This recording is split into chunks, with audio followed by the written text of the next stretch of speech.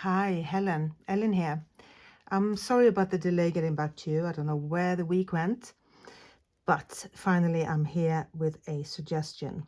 And the base is a little bit different to the one you saw on the listing because I've, I've made one with more space to add more flowers, if that makes sense. So it's slightly wider, and there's a selection of the blue shades and also kind of silver, little shimmery lavender shades.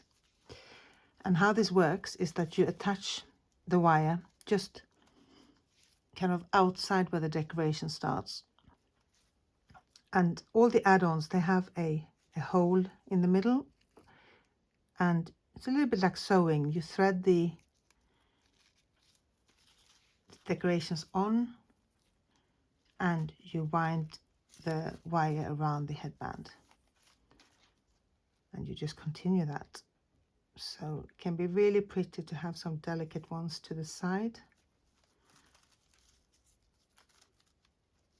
And once you get towards the middle, you can take the kind of bigger ones, so you can layer them a little bit. Let's take another one. Let's take this one.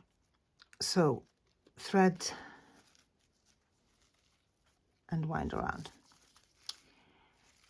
And I think that's going to look really pretty, actually. I shouldn't say that, but I do think it's going to look very pretty. And the ribbon, you just wrap around the headband. When it comes to sizing, they come too big for anyone, and I do it that way because they're very easy to make smaller, but it can be a little bit tricky to make them bigger. So you fold the wire behind the front so that you still have a smooth circle. So I think that's it for those ones. And the bridal one, so it's I'm sending you a very different selection of petals for that one. So it's the whites and the creams. Could be nice to introduce a tiny bit of blue perhaps, but I'm not gonna, it's everything is pretty, so the options are there. But what I've done, what I will do more than this, is to add the thinnest wires ever to the back. And the idea with this is for you to make like a floral veil for her. And if I make 18 little wires at the back, it can be really beautiful kind of symbolism for everybody to add a petal and to make a floral veil. So you can send it around and everybody can add a petal, tell an anecdote, or just add a petal. So you insert the wire in the hole at the of the petal, and you sort of bring the wire back on itself, and you just make it stay like that.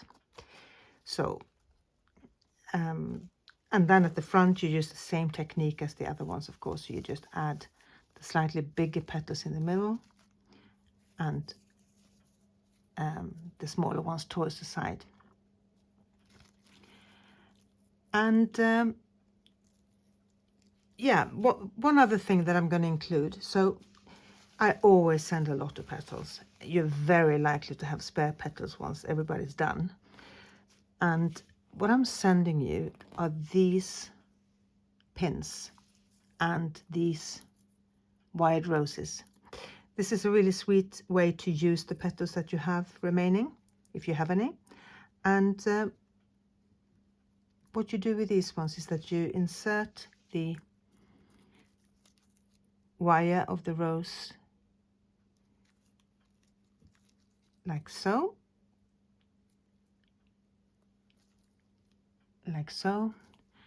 and then you thread it at the top of the pin,